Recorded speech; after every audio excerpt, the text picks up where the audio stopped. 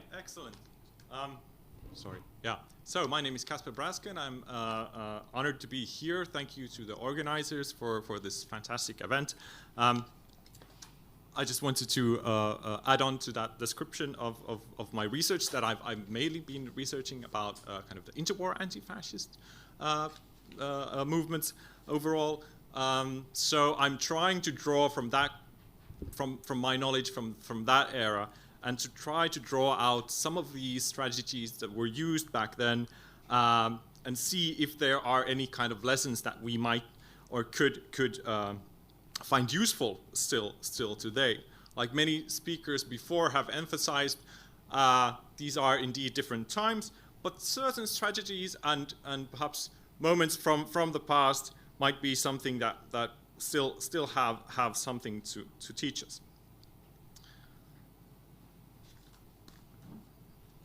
So I've divided my talk into three parts with the three lessons, where I'm trying to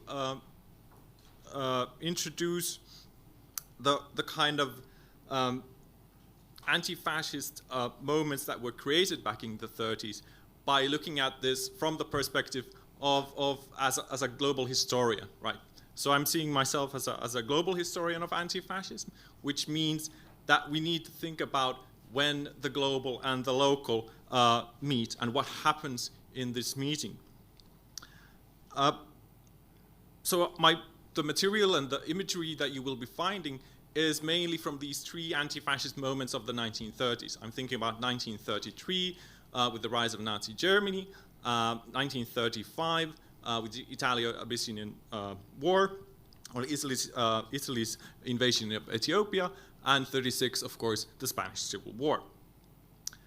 But what kind of one of the central dilemmas when you're looking at the global anti-fascist movement of that era is to kind of confront the idea that when you look at the sources and when you look at the material and the efforts that were made back then, you could draw out a really nice map of the world and see that they are being connected.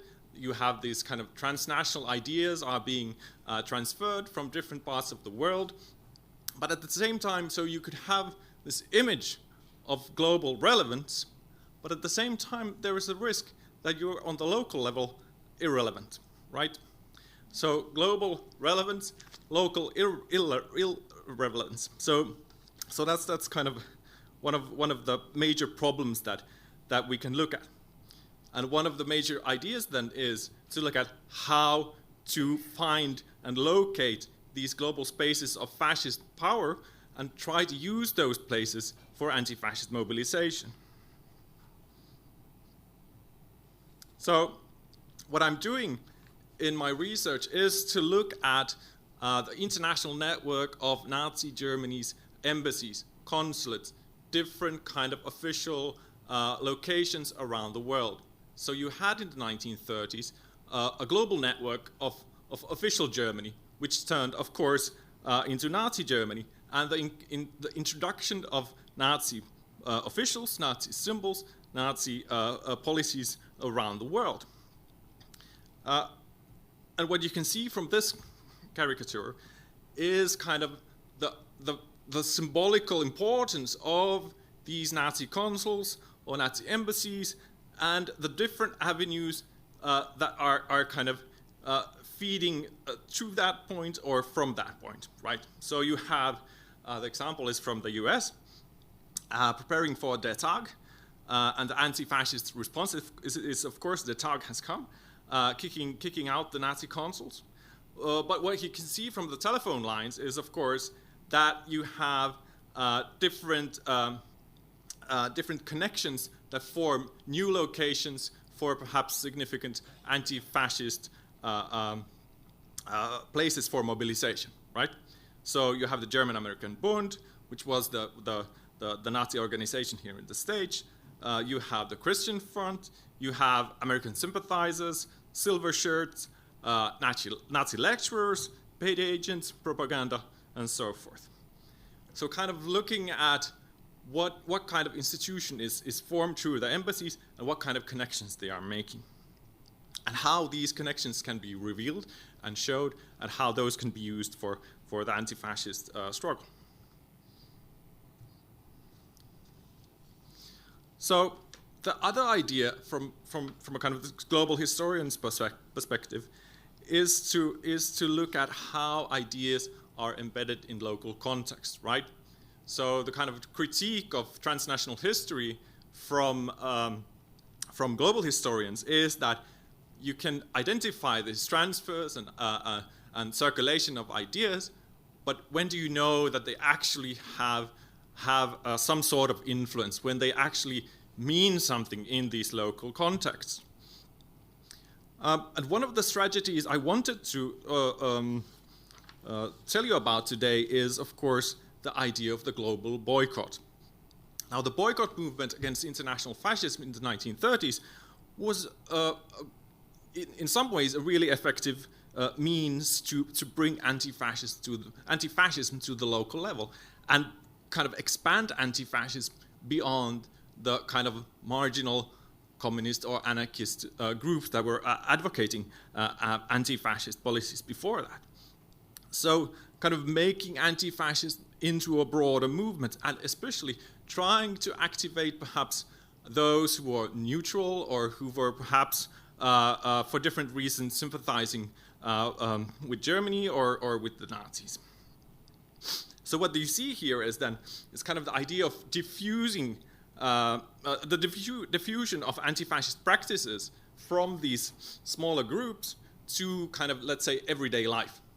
So you are kind of making a distinction from the political to the everyday life. So you're kind of, in a sense, you're making everyday life political, but on the other hand, you're perhaps just revealing that what you think is not non-political is actually political, right? As a consequence of these boycott movements and demonstrations, you get both kind of the symbolical elements of resisting Nazi influence, but also kind of effect on the practical level, right? You're integrating in these local communities. You are, if I'm thinking about the German example, the German community here in New York, Yorkville, for example, you get really interesting constellations within that German community as well, where you have those who are kind of supporting Nazi Germany and not being critical, and those and being confronted by the anti-fascist side, either being kind of blacklisted or otherwise they're trying to pressure them to cut their ties to Nazi Germany. And what's interesting, of course, about the boycott movement, that it's not very specifically restricted to a certain, let's say, political line or other kind of ethnic or racial delimitation, right? So I'm thinking about some of these anti-fascist tactics of the 1930s. They were not, they were restricted to certain political groups or subgroups and so forth. But the boycott really tried to broaden that and try to bring that from, let's say, Jewish communities, German communities, and the more, let's say, liberal, progressive circles as well in US society. So on the one hand, you have this dimension of broadening anti-fascism, but on the other hand, you see that this is really a transferable strategy, right? You can take this idea of the boycott to the international level, to kind of the global level. You see the same practices being done in the US, in Europe, in South Africa, in India, across the world. So this is really a fascinating example of how anti-fascist solidarity is built through the boycott movement. And through the anti-fascist movements themselves, they were very keen on reporting and telling about kind of successful boycott efforts that were being done around the world. So kind of bringing about awareness of other boycott campaigns that were going on. All right, so here are some examples. For the purpose of the conference, I took examples here mostly from New York. here are demonstrations around the consulate in New York City, German consulate in New York City. Leaflets that were produced, boycott Nazi goods, membership drives around these efforts, and then really pinning it down again at the location of the German embassy and forming kind of the German embassy as this space for anti-fascist mobilization. And here is a nice quote trying to kind of explain the significance of the anti-fascist boycott. So we can endeavor to check fascism and Nazis by boycotting and economically everything German and Italian. Individually, we can refuse to buy anything made in Germany or Italy. You owe yourself, your children, and your generation in the interest of world peace to make this individual, intelligent little contribution against fascism, right? And that was Duncan Burnside in South Africa in 1937. So you see really the spread of these ideas and the idea of making anti-fascist not only this very political movement, but exactly making it as a small kind of contribution into the anti-fascist fight. At the same time, you have the expansion of the idea of the boycott to other fields of life, like these examples of making the boycotts against the Hearst press, for example, the Yellow Press, which was really seen as this enabler of fascist propaganda or Nazi sympathizers in the US in the 30s, right? So the idea of boycott could be implemented in different directions and different kind of venues at the same time. Yeah. And I just had to include this one. So Hearst Counterfeit American, which you can see exactly this idea of implementing national symbols and trying to kind of cover the real fascist intentions behind the propaganda. And there was a cover of a pamphlet published by the American League Against War and Fascism in 1936. I think there is a certain resemblance of the character in the middle to our days as well, if you like. So this brings me to kind of the third element of my talk. First, we have this idea of the global and the kind of localizing it around the embassies and the struggles of around boycott, right? But with the embassies, you also had the introduction of fascist and Nazi symbols, right, around the world.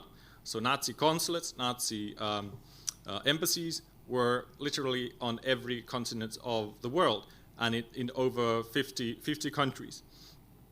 So this means that Nazi symbols, especially when the swastika became the official part of the official German flag and of the merchant fleet and so forth, this really became a visible symbol and also a symbol that became integrated very, very carefully into the anti-fascist fight. But as you see from these examples here, I'll show some more examples in a moment. Immediately from this is from 1932. This is from the Baltimore Sun, here from the States as well. Immediately taking over impressions what is going on in Europe and how this kind of the visual struggle is going on in Germany and how that is transferred to the US and to different parts of the world. And then you can see, of course, you have the three arrows symbol, and there in the middle you have this kind of idea of how the Nazis were trying to ridicule this symbol, right, making them into umbrellas instead.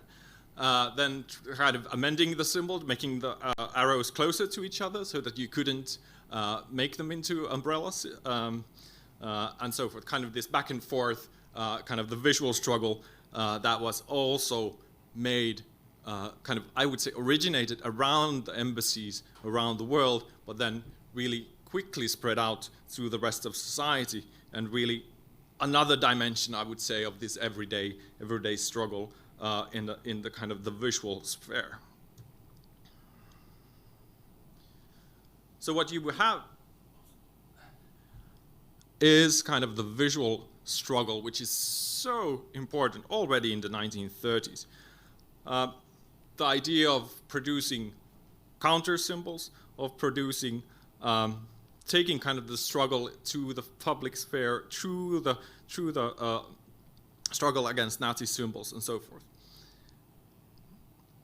Tearing down the Nazi flag, tearing up the swastika, burning up the German flag, for example, with fascist symbols in public spaces, or especially in front of the German embassies. So kind of the German embassies, consulates, again, being kind of the a central place for this struggle. So please remember this illustration you have here. It's the Ladies Garment Workers Union's poster. They're collecting money for the anti-fascist fight, right? You have the strong male character smashing both Hitlerism and fascism at the same time. Here are another example of kind of combining the idea of the boycott with kind of the small, with a kind of violent crushing of the swastika. You have, of course, different variations of these motives already from the early 1930s, of the very many different ways that you can destroy a swastika, and especially this imagery of the strong male figure doing that, which might be problematic in certain senses, as I will show you shortly.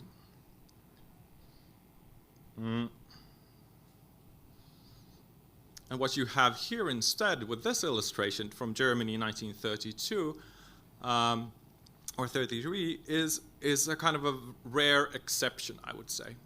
You have on the one hand, you don't have the crushing of the swastika or the crushing of any other fascist symbol, but instead you have the introduction of anti-fascist symbols instead that are formed in this process. Kind of the idea of forming strong alternative symbols for the anti-fascist struggle. And what you have in kind of combination there with not the strong male, figure, but this young woman who is happy, who's smiling, kind of giving a different kind of visual expression for what anti-fascism could be. So all of these things have been, in my material, in my historical studies, being played out around the embassies and around these symbolical fascist places. But when we today kind of look back at this material and would be in movements or in as other historians or kind of take impressions from these visual sources that we have, it might be that many are kind of reproducing this image of anti-fascism rather than this one.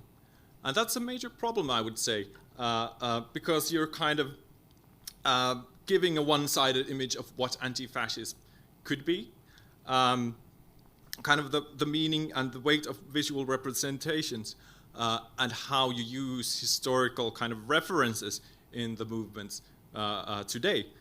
So this is, I would say, a crucial lesson that needs to be considered, that we certainly need more of this kind of imagery in the anti-fascist movements rather than the only kind of the strong male figures. So the three lessons that I'd like to say is there are the importance of locating, in the global sense, in the global struggle, the importance of finding the locations, of finding kind of the important local sites where anti-fascism is played out, the idea of embedding, of making kind of creating this local relevance rather than just superficial networks, and the third, the importance of the visual struggle, which of course is more important than ever. All right, thank you very much.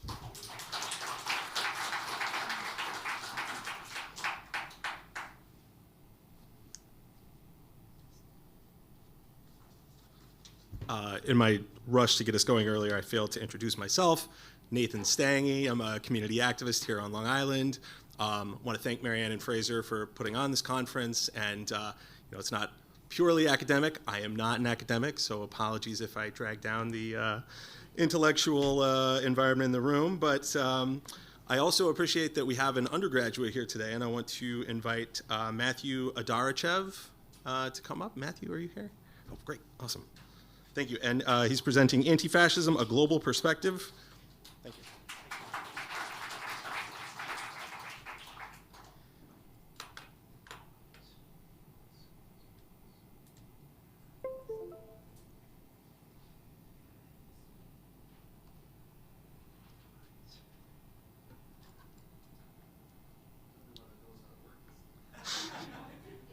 That's why they brought me here.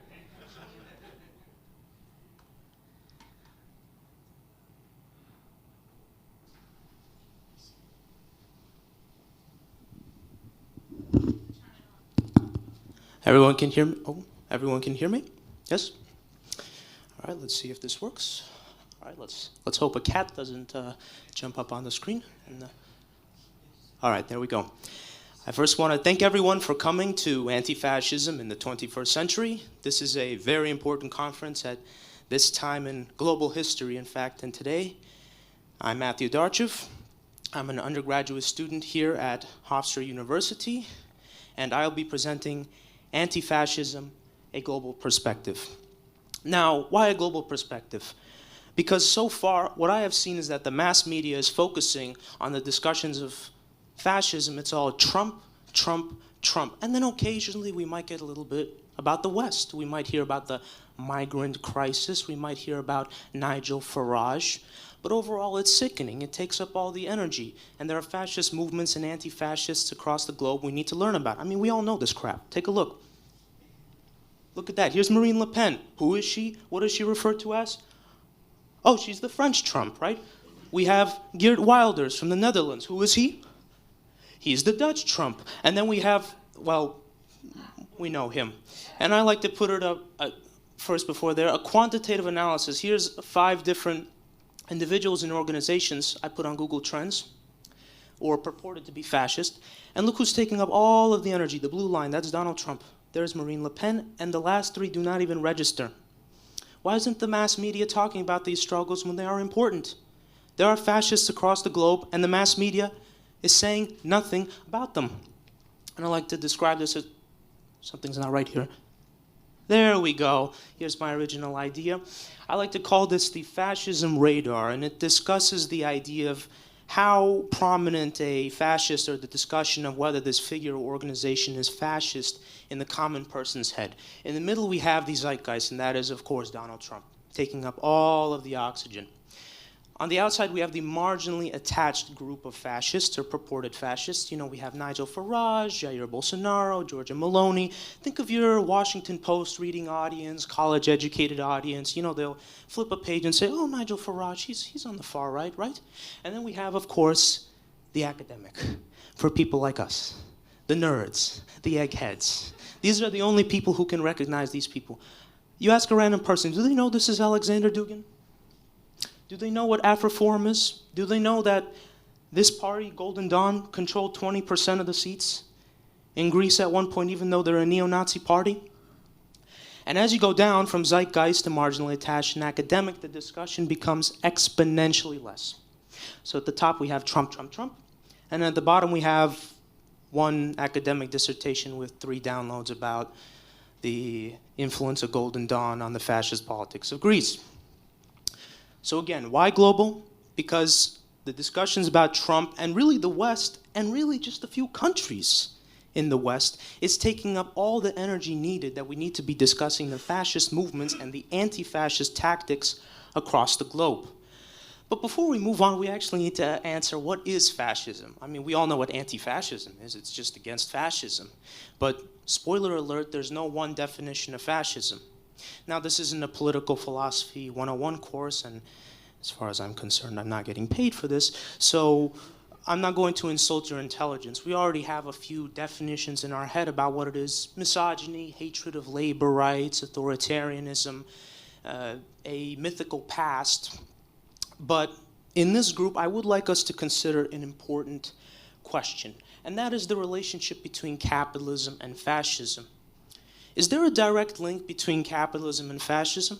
Well, let's hear what Bertolt Brecht had to say. He called fascism, quote, the most shameless, most oppressive, and most treacherous form of capitalism. Bertolt Brecht, German playwright, influential Marxist. Was he correct? Just something to think about. And if you do agree, here's some considerations. Will capitalism unchecked, or has it already, led to fascistic policies? Is there a direct link between the two? And if there is a direct link, how can we see capitalism coinciding with labor rights, minority rights, and democracy, or at least liberal democracy? Some questions to think about. But to keep the conversation moving forward, let's arrive at a working definition, what I consider the gold standard for the definition of fascism, and that is scholar and historian Umberto Eco's 14 points of fascism. In his essay, Ur-Fascism, or Old Fascism, in 1997, he laid out the 14 criteria for determining whether a movement or individual is fascistic. I'll have the 14 up here. I won't read them all, but I want to focus on a couple I thought were important. The cult of tradition. Make America great again, right? Fear of difference. Appeal to social frustration. All the jobs are going overseas, right? Obsession with the blot. The Jews caused us to lose World War I, right? The enemy is both strong and weak. There's a military horde of Mexicans coming across the border, and yet all they do is sit around and are lazy, right? Contempt for the weak. Selective populism, right? I'm going to bring the jobs back, but I'm going to staff my cabinet with Goldman Sachs, right? So with that idea of fascism in our heads and with the 14 points laid out there, we're now going to move on to 2 case studies of fascist movements across the globe.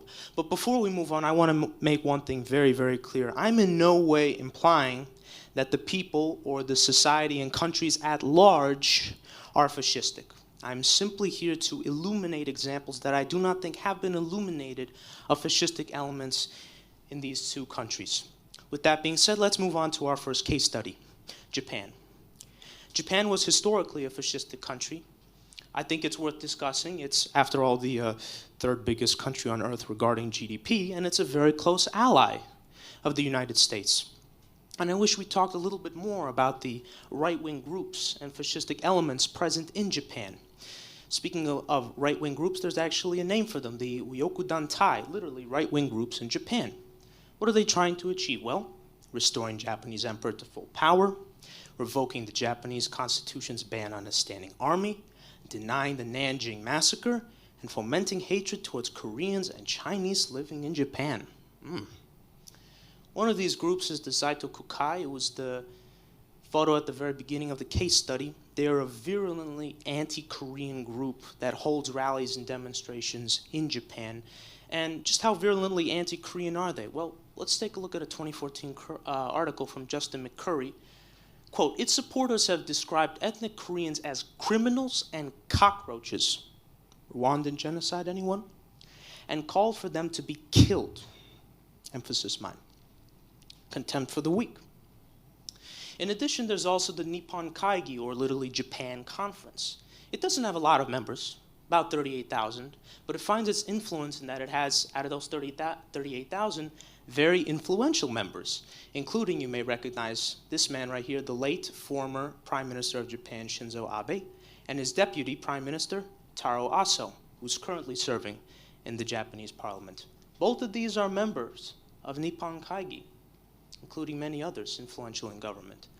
What does Nippon Kaigi wish to achieve? Well, it was originally a coalition of right-wing and religious Shinto groups, but currently they want a strengthened defense posture.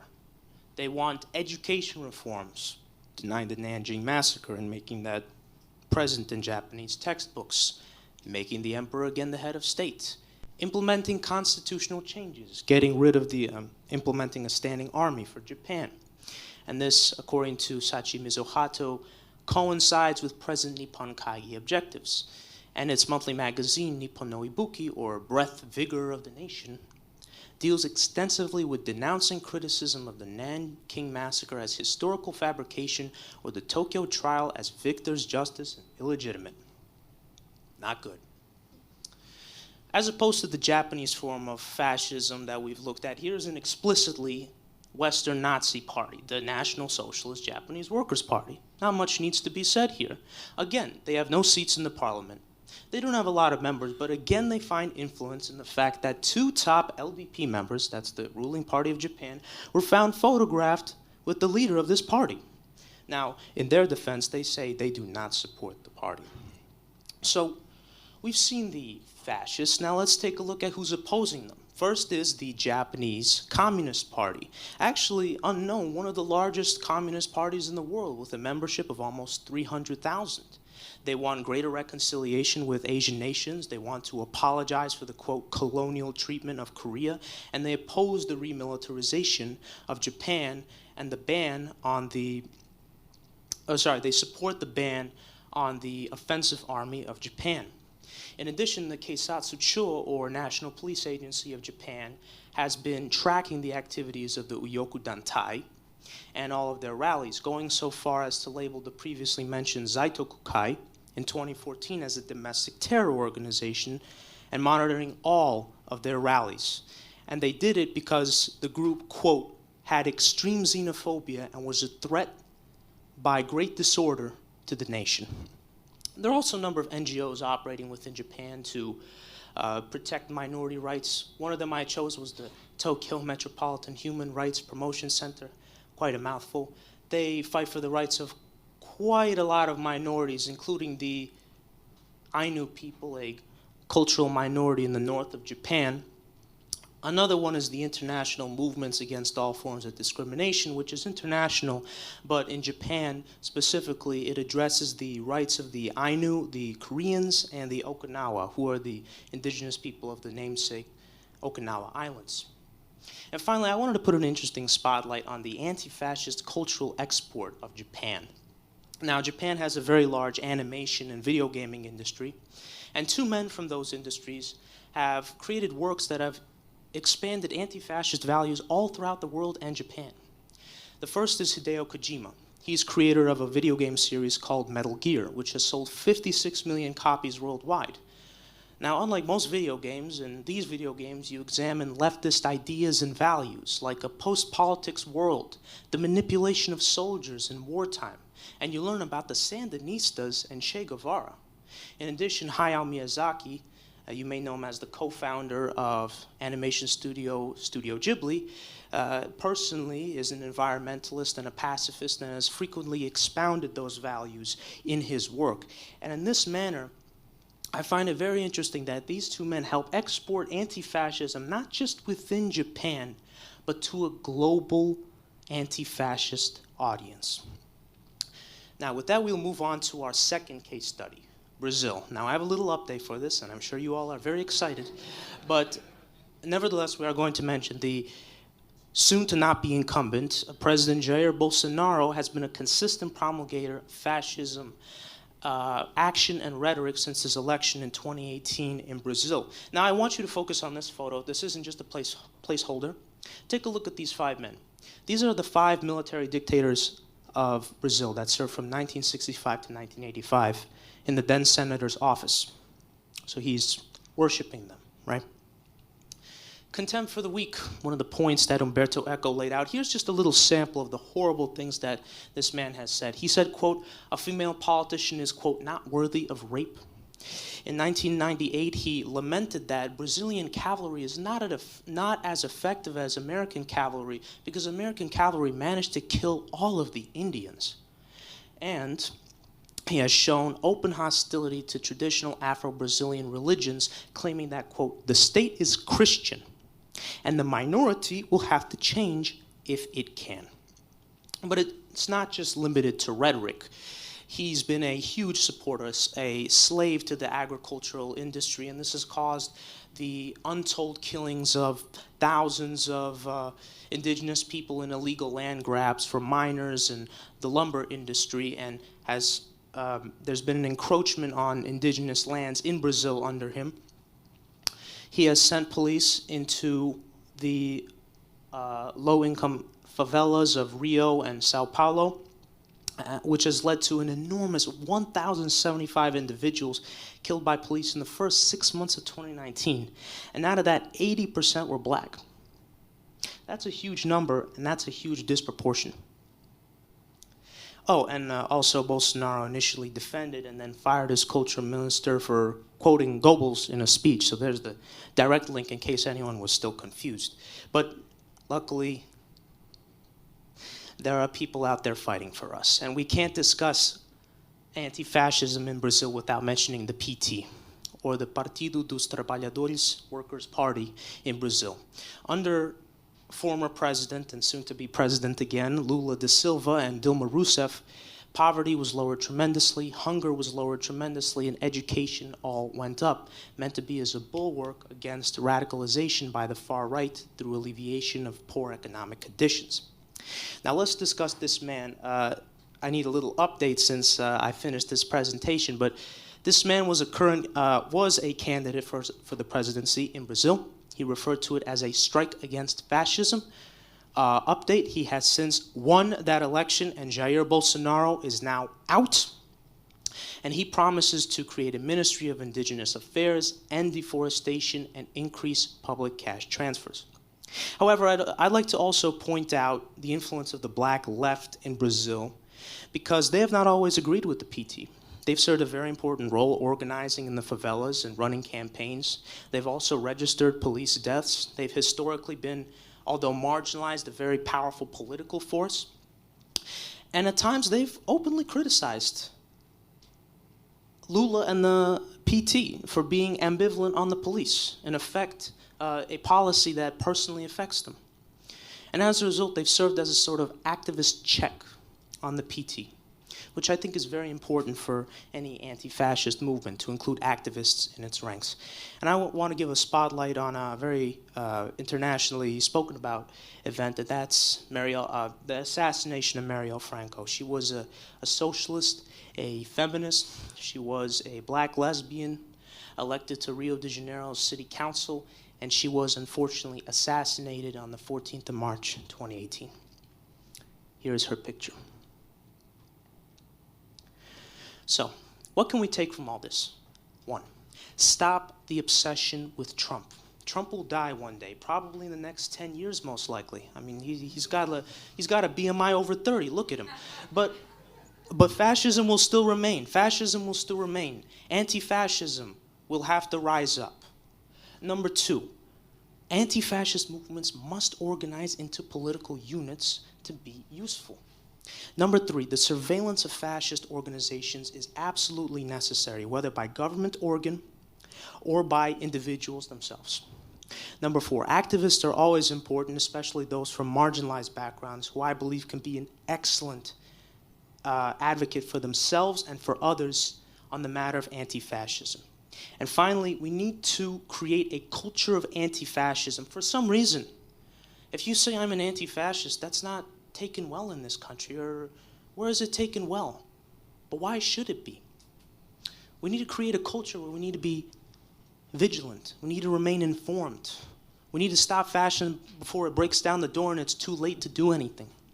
And most of all, we need to be proud to be anti-fascists. I'm an anti-fascist. You all should be anti-fascists, because there is absolutely nothing wrong, nothing, in saying that you are against the putrid, disgusting ideology of fascism. Thank you.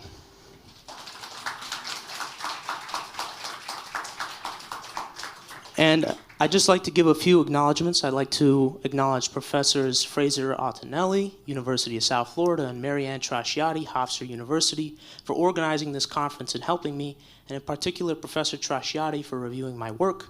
And I would like to thank Professor Takashi Kanatsu, Hofstra University, for his advice on the Japan section of this presentation. Thank you.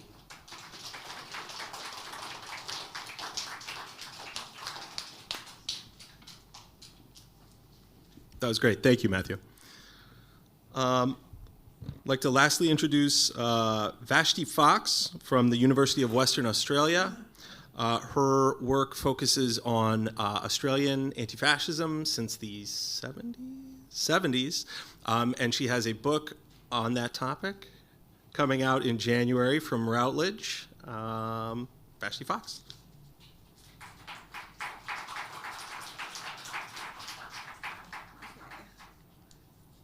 I'm woefully ignorant when it comes to these things, so.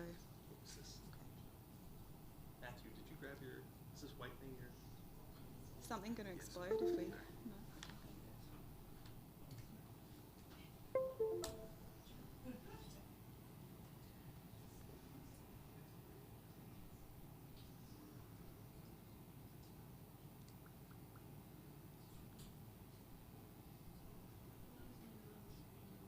Yeah, but it's a... Oh, it was? For this? No, it's just... Yes, please. Yeah, that would be wonderful. First, let's see if it's in the folder. Okay, all right. What's it called? It's panel 3. Right, it might have been in the wrong panel. That's not it, is No, it? it's not. No. No. What's it called? Milo, Yiannopoulos, maybe. Something like You don't that. know what it's called. No, I'm not sure what I sent it as. All right, so you yeah. put it in. But someone put it on here, I think. Right, it's not in the right folder, so we're looking for it. Whoops. It's in number 2? Oh. Nope. No, 4 was in 2. It's not in the channel in the 4 folder. Yeah, that's what I was That's just what trying we're to get looking for access now. to, wherever that is. Okay, if everybody just calms down. Yeah. Just Here chat we amongst go. yourselves. Well, Is this you, Mary? no. Vashti. Untitled, maybe? We can have a look. No. No. Any of these others? No. Okay. Maybe 3, though. Is that... I This mean, one? No. I mean, it might be in there. Yeah, there. That's it? Yeah. Okay, victory. Okay. All right. Yeah. Okay. Okay. All right. Okay. Well, hopefully this was going to be a little snapshot into some kind of broader thoughts and tendencies, and will provoke a good discussion. So it's a little kind of snapshot. So hopefully people here would recognise this kind of odious figure. His name was Milo Yiannopoulos. He was a far-right commentator, to jog people's memory. And on the 5th of December in 2017, he scheduled a national tour of Australia. These tours were sold out across the country. He sold tens of thousands of tickets. It was a big money spinner and helped to contribute to his already kind of overflowing coffers at the time. His tour also managed to kind of coincide with what was quite a significant resurgence in street-based far-right mobilisations in Australia, which had begun prior to Donald Trump's election, but nonetheless kind of accelerated after his election. Donald Trump's election gave a major shot in the arm to Australia's far-right and white nationalist forces. And in response, in 2015, there had been quite a wide-ranging and quite militant anti-fascist movement which had developed across Australia. And by the time Milo arrived, there had been a series of quite dramatic confrontations which had occurred across the country, both on the streets, and which had provoked, I think, a broader kind of public discussion about fascism, anti-fascism, a resurgence of a kind of broader far-right politics. And I think Milo Yiannopoulos' tour really provoked something of a serious discussion and debate about what modern 20th and 21st century fascism and a far-right movement, what it might actually look like. Oh, and it might look like complete blank pages. It might look like a white screen, which is maybe apocryphal. Okay. So Milo in Melbourne, which is the place where I'm going to mainly talk about today, had chosen as his venue a peculiar Australian phenomena, a boxing ring which was also a wedding reception centre in a multicultural suburb of Melbourne called Flemington. And this venue was directly opposite one of the largest public housing flats in Melbourne, and a big proportion of its residents were Muslim migrants and refugees. And for the people who lived in the flats, Milo's appearance was a direct provocation. And many anti-fascist activists, of whom I was one at the time, were really determined to disrupt Milo's appearance, and local fascists, on the other hand, were really determined to come and support him. And the demonstration which ensued was quite dramatic and controversial. Hundreds of Milo supporters were ushered into the venue by police, kitted out in full riot gear, while outside a series of skirmishes between fascists and anti-fascist protesters occurred. Increasingly, however, the ranks of regular anti-fascists were swelled by the residents of the flats who came down to join the protests. And none of that's working, so I'm just going to shut it down. The demonstration took on something of a festival. There were migrant kids who were kind of wheeling around on their little bikes, chanting Nazis out. Older women in hijabs, or people in hijabs of all ages, kind of climbed up onto the sides of the fences and started chanting anti-Trump slogans and started insulting Milo's supporters. A high school student took a Snapchat of a Milo fan in a Make America Great Again cap and sent it around to hundreds of her classmates, urging them to come to the protest to fight Trump and his supporters. And for more than 5 hours, the left and residents of the flats stood together against increasingly aggressive local fascists. And then what actually began as a counter-protest against Milo and his various kind of supporters on the far right and on the fascist right ended as a police riot. Determined to clear the area, the police went on the offensive. And for the residents of the Flemington flats, the fact that the police were protesting fascists really added insult to injury. And in the flats, there was a very long history of racist policing of this kind of mainly refugee and migrant population.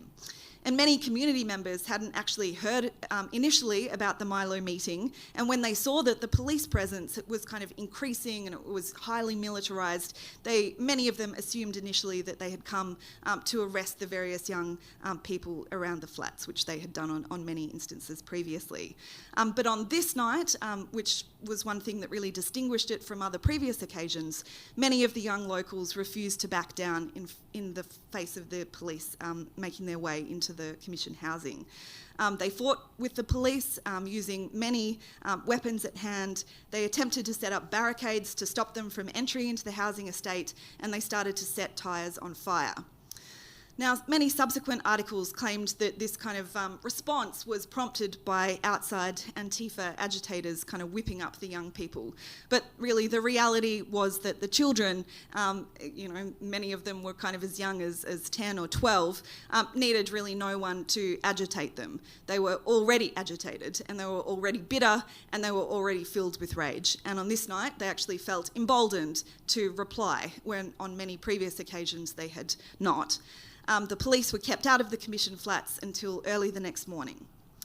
In the aftermath of the demonstration, the Liberal media roundly condemned all actors, decrying violence on all sides, and a number of young Muslim men and anti-fascist activists had their homes raided and were arrested and tried for their participation in the action. And so, although I think, Milo has kind of thankfully fallen from fascist grace, the demonstration and the anti-fascist activities which swirled around it revealed a number of quite significant things, I think, about some of the dynamics of global anti-fascism in Australia. And one of the first points I think to make here is that while fascist and far-right organisations mobilise clearly around national preoccupations, these obviously have a global dimension to them. The Islamophobia of the fascist grouplets in Australia, for instance, while they often focused on Australia's refugee population, regularly adopted iconography from the British, German or American movements. And what's more, American political developments really played and continue to play an oversized role in Australian life. And really at no point was this clearer than in the election of Donald Trump. And for many of the fascists in Australia, there was really no contradiction in their adoption of the Make America Great hat as their uniform. And, you know, while many on the left kind of would deride these kind of quite large demonstrations of hundreds of people marching through the centres of Australian cities all wearing the MAGA hats, Make America Great Again hats, for many of these people, they simply understood it as what I think in reality it was, which was a moment of global significance and victory for the far right. So thus, for anti-fascists, it was, and I think remains necessary, to be alive to the global dimensions of the far right and fascist movements itself. The second point here is that anti-fascist organising in this period in Australia was really highly attuned to the global dimensions of anti-fascism. So, for instance, one of the main anti-fascist organising groups in Melbourne organised a series of public meetings on the implications of the elections of Donald Trump. It also held a solidarity demonstration outside the US consulate in the immediate aftermath of the Charlottesville demonstrations and murder. And many of the sort of arguments about tactics and strategies and so on would infuse all of the kind of discussions and debates which were taking place in and around many of the different actions, in and around this time, but particularly I think with regards to this Milo Yiannopoulos demonstration, because the demonstrations in Berkeley had taken place in the months beforehand, and some of the kind of debates about how exactly to respond, what was the nature of Milo, how would you characterise him, what did he represent, and indeed then what did that imply for various kind of tactical responses to him, were all taken up, picked up, debated out, if not in person with kind of activists from the US, were conversations which were had in response to many of the writings which emanated out of at least the kind of American movement. But more broadly, I think, and this is one theme which I'm really trying to hone in on in my PhD research, which is on some of the broader kind of global, both historical and contemporary imaginaries which have been developed by Australian anti-fascist activists from the 1990s on. Many of the activists have kind of read about, considered, debated, and really engaged with many of the kind of global traditions. And I suppose really with the exception of a minority of anarchists who, in some of the interviews that I've conducted and in my experience as well, who reference the kind of post-unification German anti-fascist movement, most of the activists that I've actually interviewed were overwhelmingly influenced by British and American anti-fascist movements and moments. And I think much of this is kind of interestingly stands in quite stark contrast to earlier periods in Australian anti-fascism.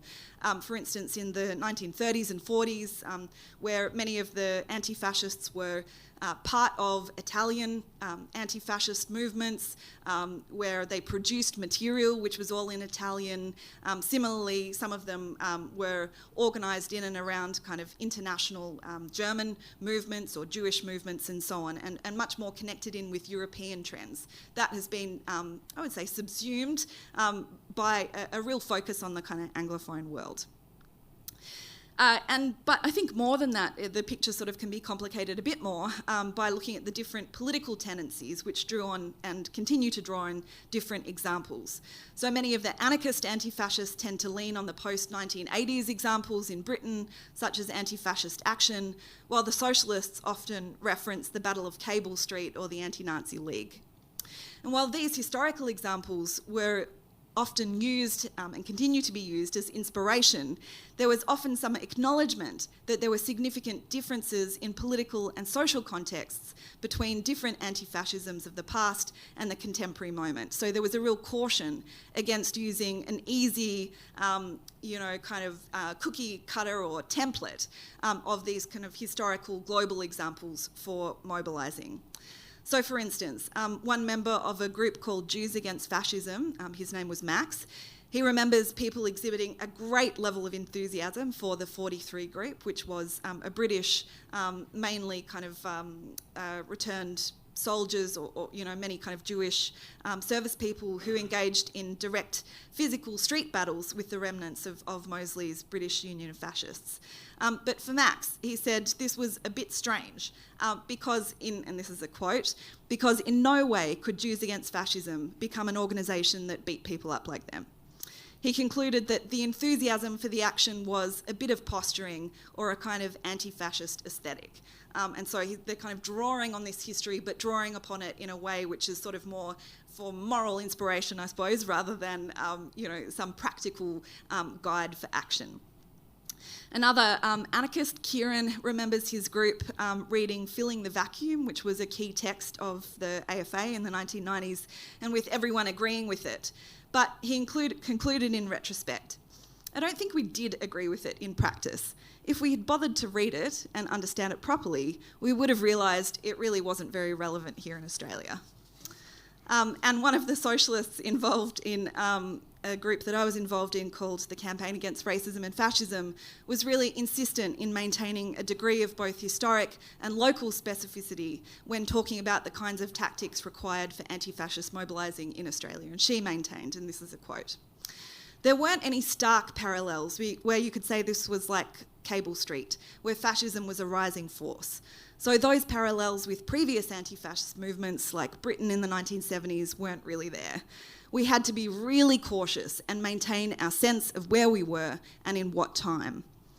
So thus, while the anti-fascist movements of previous periods really attempted to enliven and did serve to enliven anti-fascist activists' imaginaries, there's little evidence that global or historical moments were adopted uncritically as guides to action. So I want to conclude with a few comments really about the relationship between the migrant refugee communities who lived in the flats and longer term and more organised anti-fascists. Well, many of the kind of popular historiographies of anti-fascist action often emphasise the importance of activity of those migrant or racialised communities targeted by fascist vilification and violence. Many of the kind of discussions of some of the difficulties and complexities of the relationship between radical anti-fascism and racial minorities or migrant populations have often really been less discussed. And the mobilisation around Milo in Australia, and indeed a number of the other previous anti-fascist mobilisations around this time, threw up a series of really important questions for anti-fascists. And these were some of the ones which emerged at the time. Should anti-fascists accept the notion of communities of identity? Is there such a thing as a politically homogenous migrant or racial community? Who can or does speak for communities? Should anti-fascists engage in militant action without the participation of those who are primarily targeted by fascist violence? Does the confrontational and potentially violent dynamic of militant anti-fascism preclude the involvement of migrant or racial minorities? And those were all questions which were really thrown up in the course of the Milo demonstration. And it started to illustrate in quite concrete terms how some of those questions were posed.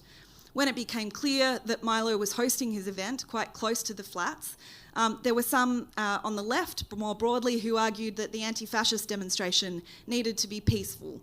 Otherwise, the event could be quite traumatic for those people who had recently arrived from war zones. Other anti-fascists who were basically sort of arguing for a more direct and confrontational response maintained that there would be not one universal community response. So, for instance, one of the anti-fascist activists, who is also a Palestinian, Tasneem, made this point when she said that militant counter-demonstrations were really important as they allowed space for, as she called it, Muslim rage.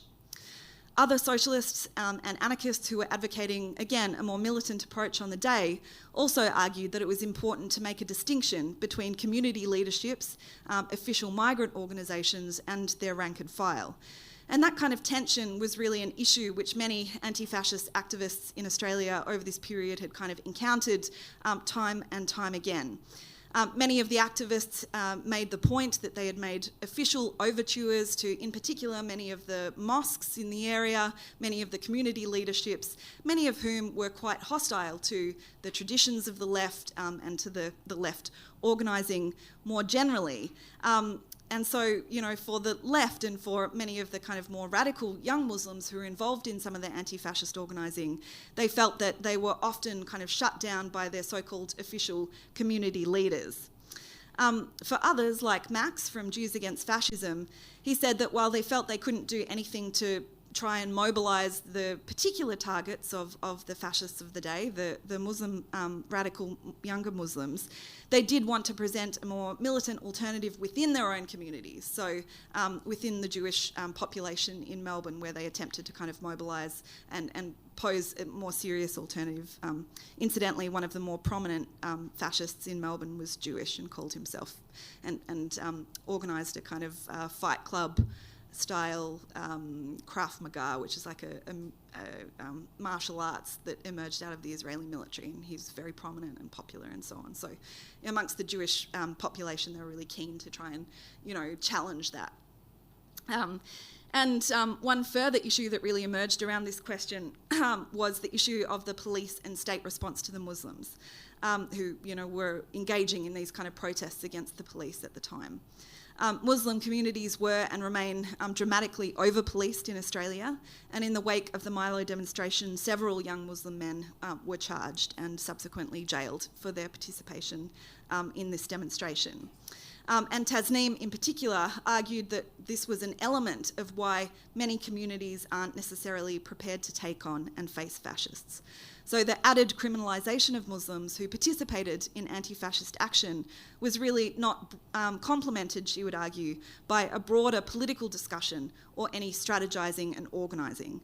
And she said that this lack of strategic and political literacy was one of the most significant factors that mitigated against involving more Muslims and Arabs in radical anti-fascist politics. For the anti-fascists involved in the broader campaign, finding ways of supporting those who were targeted by the police, particularly Muslims, was an important element of building solidarity. So broader anti-fascist organisations set up a Solidarity Defence Fund, which was designed to provide financial support for those who were charged in the course of the demonstrations. And they also held another series of demonstrations in the flats in solidarity with those who were targeted by the police, and also against kind of broader and more ongoing kind of police repression in the area. So to conclude, I think, you know, on the question of kind of global anti-fascism, this is a very important discussion to have, and, you know, it's great that we're kind of gathering here over the course of a couple of days.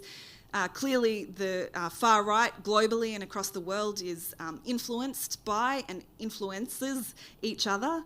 And I think the same goes really in terms of kind of global strategies and debates and imaginaries for the anti-fascist left. And then finally, I think the question of how the radical anti-fascists actually managed to engage with, or not, as the case may be, with some of the communities which are particularly targeted by the far right and fascists is an ongoing and vital question for us all to consider. Thanks heaps.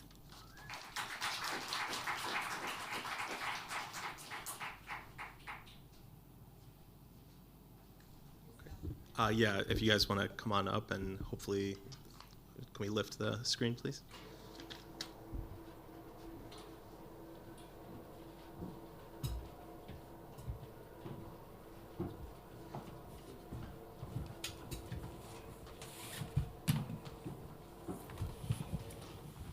We're just going to open it up to audience Q&A for anyone who wasn't here earlier for the morning sessions. Please come up to the microphone because we're recording it.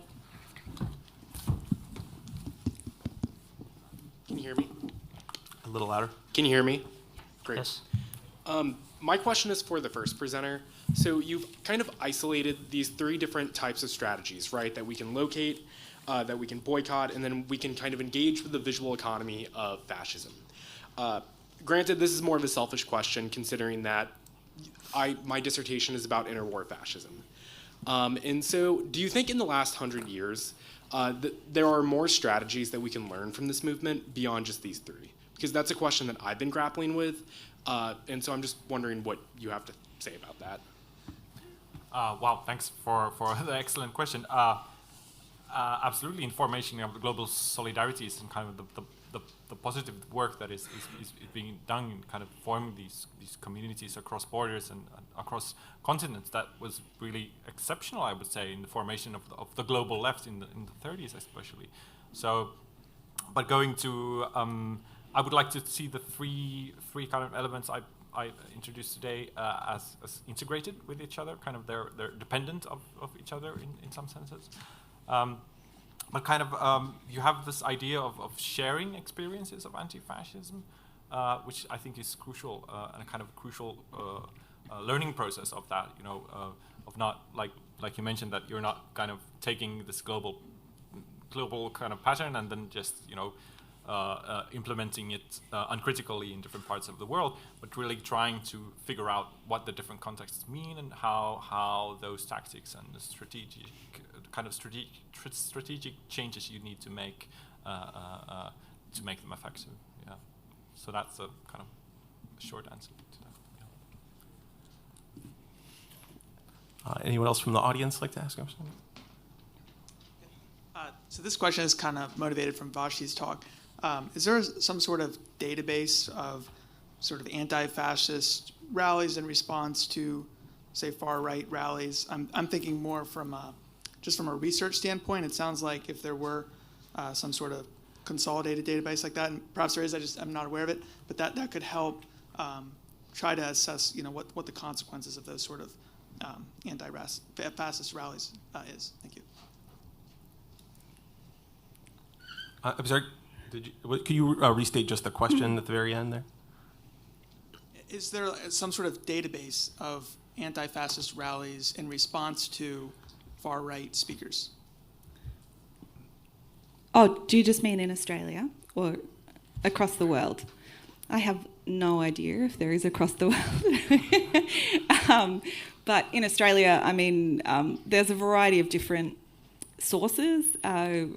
None of them are very complete. I've sort of attempted to draw up one myself, but, being a troglodyte, it remains in a Google Doc. But I think the kind of broader question of the tours of the speakers internationally, I think there was a series of figures that came to Australia. Milo was just one of them. There was Lauren Southern, who maybe people would know, and another academic from Canada who kind of toured with her, that provoked another quite serious demonstration, again in a Muslim area. There was Nigel Farage also toured. And what each of these tours sort of provoked was, I suppose, kind of coming back to some of the issues which got raised in the session previously, is about the nature of the far right, and what kind of responses those far right forces, should invoke, and the degree to which, Nigel Farage, as a figure who has now sort of entered, the mainstream, wears a suit, is not a Nazi, in the kind of traditional form, does his tour, and should his tour provoke the same sort of direct action responses that, that anti-fascists have kind of mobilised historically. And again, that was kind of another debate to be had. How should we target the people who are going along to see him, and so on and so forth. So, it did those kind of tours of international kind of figures, luminaries really of the kind of international far right, really posed a lot of those kind of global questions, I think, quite concretely. It's not quite an answer to your question, but maybe other people know. If the database doesn't exist, perhaps folks in this room want to start building that and collaborating on that. That would be terrific. Thank you all. My comments are kind of similar, only more on an organizing tip. I think if everybody wrote something, a summation and analysis of these big explosions that we have every few months in different parts, like you did, this movement would be in such a better place. So thank you for that. It was just really insightful and useful. Are you aware of any spaces of taking these conversations? Outside of the universities, there's nothing wrong with having them inside the universities, but into community spaces and also sharing internationally so we can compare notes? Well, as far as my anti-fascist organising goes, it's mainly been centred in Australia, and in particular in 2 cities in Melbourne and Perth. And in Melbourne, we organised a conference where we, basically kind of toured speakers kind of in a variety of housing commission areas. We went to mosques, outside mosques, and attempted to kind of talk to the young people who were kind of attending. We went to university campuses and talked to students as well, and sort of attempted to kind of engage people in that way. After each of the demonstrations, the various different anti-fascist groups would organise kind of meetings, sometimes outside in public. The COVID period kind of posed a series of quite serious difficulties. In Australia, this was a real breakout moment for the far right, and in Melbourne in particular resulted in kind of mobilisation of 50,000-60,000 people on these far right anti-lockdown demonstrations, and then a riot which smashed up a number of the trade union headquarters. And in that, that really challenged people.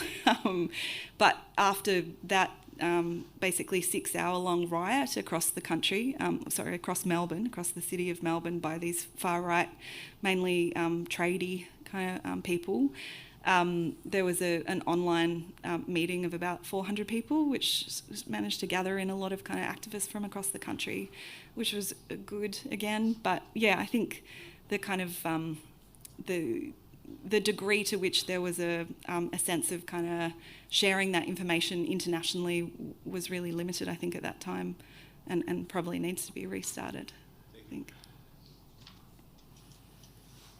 Yeah, I was interested to hear about the festive atmosphere that you described at that anti-Milo rally, because I think frequently, especially here in the United States, the public face of anti-fascism is limited to what the kind of right and far right mainstream media presents, which is the black bloc and violence and all of this, where that's not necessarily the atmosphere, and so if people hear that, it scares them off. So it's always nice to hear that side of it.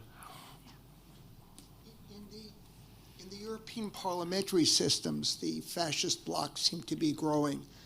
In the United States, and just building off of what Adolf Reed had said earlier, it looks like the fascists have taken over the Republican Party. So how does anti-fascism differ from a parliamentary system to the presidential system?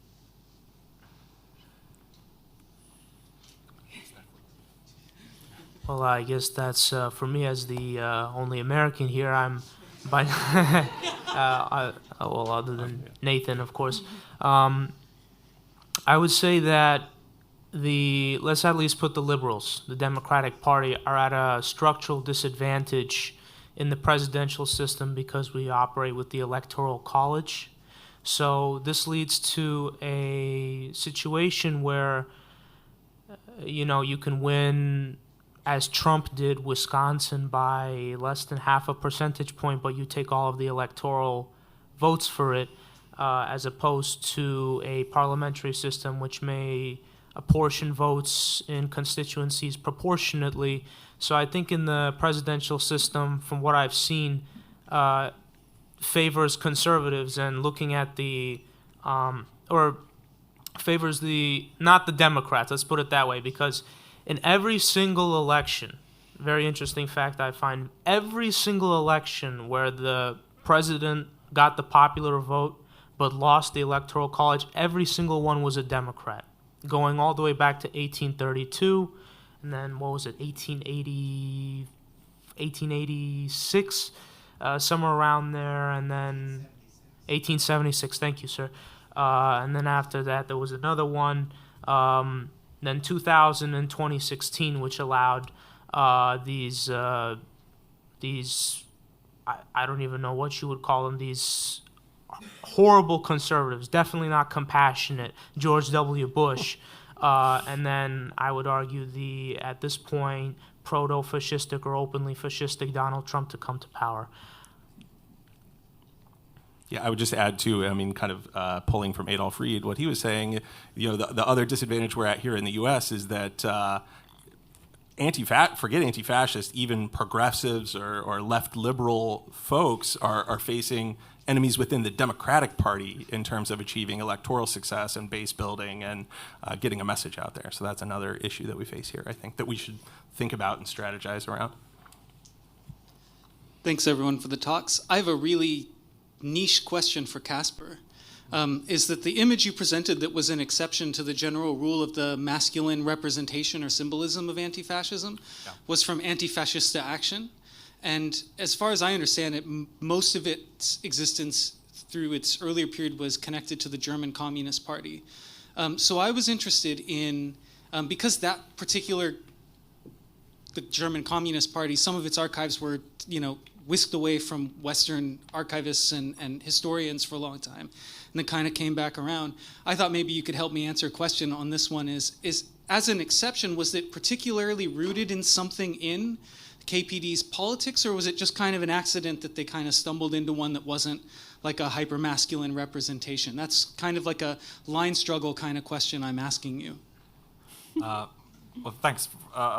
I would say that the KPD was really stuck in this image of the strong male figure during this time period. So it was really kind of natural that the anti-fascist figure would be kind of in that same tradition. So where this kind of alternative imagery of the anti-fascist emerges is perhaps in the strong women's movement within the KPD. Especially not only within the party, but there were lots of these auxiliary organizations that were close to the party, and there you had really strong presence of women participating much more than perhaps within the party structures, and anti-fascism was also very active within that field. So there you would try to be more diverse, I guess. And what I didn't show really was it was not only just presenting women in this capacity, but also kind of bringing together these images of international solidarity, where we do have an African American and European and then an Asian standing together and kind of illustrating this international front against fascism. So trying to kind of experiment with different kind of visuals, but still, I would say that they were the exception at this time, sadly. Yeah. So, a question for Matthew. I loved your presentation. Thank you. The target, the third circle of hell. You had the Alexander Dugin. Yes. Who would you put there on the American side, given that generally it's been said that Trumpism has completely eviscerated American conservative thought? Who's the ideologue of Trumpism now? Do you have a name, or a group besides Fox News? Something we can read and try to attack from a more academic perspective. I can't think of specific names right now, but the American Nazi Party and whoever the leader of that may be, I would say OAN, One America News Network, would be a good example of promulgator of fascism, basically Fox News on steroids. The far-right militia movements in Idaho, in Washington, in Oregon, around that area, who have been guarding Republicans, the Proud Boys, the 3%ers. I would look into the constitutional sheriff movement. And one thing that pops out in my head would be to look into how in the Nevada Republican Party, the right wing of the Republican Party of Nevada, which is a little crazy to say, hired basically thugs, goons from these far-right militias to stop, quote-unquote, moderate Republicans from entering the caucus of the Republican Nevada Party meetings. So I would point to the American Nazi Party. Again, you don't hear that anywhere in the social media, mass media. I think the whole Proud Boys, 3%ers, that probably falls into the marginally attached group. But the specific instances of Republican politicians, leaving their chambers and crossing state boundaries has happened in either Washington or Oregon. I think this was either 1 year or a couple of years ago, and being defended from police who were legally allowed to be dispatched to get them back, were protected by far-right goons. I think individual events like that would be good to look for. Oh, also one more thing. Also, the intersection between the Sealanders, a far-right group, an Afrikaner rights group in South Africa that thinks there's going to be an imminent white genocide, also managed to infiltrate its way to Mike Pompeo, Secretary of State under Trump, through Fox News and through Tucker Carlson. So I would look into the Sealanders, Lauren Southern, as Vashti mentioned earlier, how they have managed to create this sort of international network of fascism, and how CPAC is now inviting foreign leaders like Viktor Orban so that they can breed this sort of international fascist solidarity. That's what I would say. Does anyone else from the audience have a question? We are technically up against the end of our session here, so I just want to be mindful of that. But if anyone else does want to ask a quick question, or if we should, yep, absolutely. Oh. Sure. We have one more question quickly. Just yell. More applause later, please. A little early. Yes, so a very quick question about digital anti-fascism. So we've Kasper, obviously, you've talked about the importance of visual expression and how that might take form, therefore, in digital space. Matthew, you mentioned this as being important, I think, or at least hinted towards that. And Vashti, you said you were a troglodyte, but I wonder if there has been much digital anti-fascist activity in Australia, and again, who they've looked to internationally as sources of inspiration, yeah?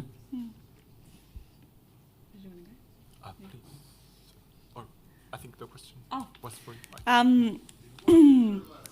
Yeah. Yeah, I mean, there's a lot of stuff on social media and people kind of attempting humour with memes, which, sort of by and large failed dramatically. But, a lot of the kind of basic organising happens online. I mean, one of the big kind of debates, I suppose, was about the extent to which anti-fascists in Australia should enter into the online spaces where the far right themselves are organising. Is that the kind of question you were asking? Yeah. So, and I suppose there were a number of people who were kind of very keen to do that, and one of the arguments I was making, along with other people, was that that way lies madness, and that for a lot of people, who got engaged in that, it just entered into a world of kind of endless rowing online, and people ended up feeling very demoralised and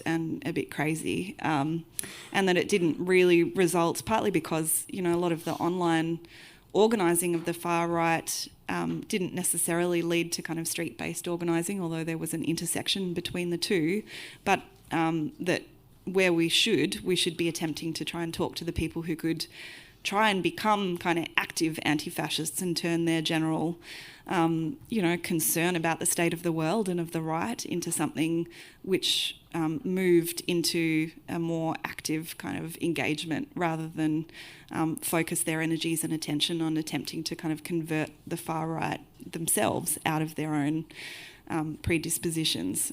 And I suppose that's sort of connected into a broader strategic kind of question about, should the left and anti-fascist activists focus on, trying to persuade the far right out of being far right, or should we try and build our own kind of forces and, and through, I suppose, a question of kind of numbers, energy, enthusiasm, debate, argument, and so forth, and joy and life, hope to kind of, build an alternative vision for the world, which might actually have some impact on the world, thereby creating an atmosphere atmosphere whereby the far right is kind of has less room to grow. So I suppose that was kind of connected into the kind of broader argument there. If anyone else have anything to add, or if you've reloaded the applause, if you could let it go one more time. Thank you.